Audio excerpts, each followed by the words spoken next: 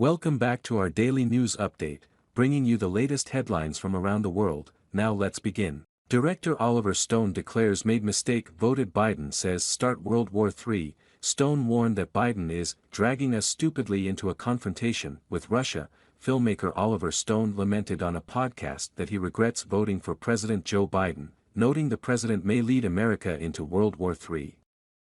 Stone spoke on a recent episode of commentator Russell Brand's talk show, Stay Free, on Rumble. Stone won international fame for his documentaries, one of which was Ukraine on Fire. This documentary is described on IMDb as one that details the ousting of Ukrainian President Viktor Yanukovych in a coup d'état aided by the United States government in 2014. Stone spoke about producing the documentary and how it explains the origins of the current war raging in Eastern Europe.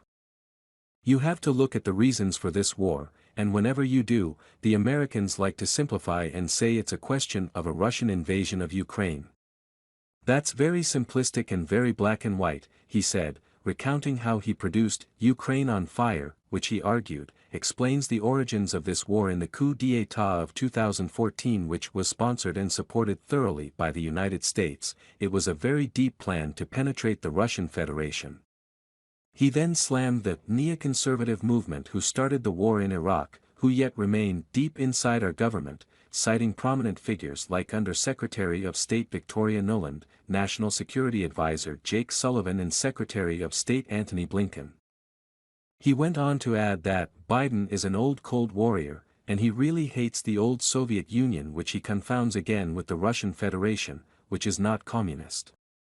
Stone warned that unless the United States changes its suicidal course, it faces a potential World War III, and then slammed Biden's leadership. If we don't stop this, what Biden is doing, this guy is, I voted for him, I made a mistake, I was thinking he was an old man now that he would calm down, that he would be more mellow and so forth, I didn't see that at all, he said. I see a man who maybe is not in charge of his own administration. Who knows?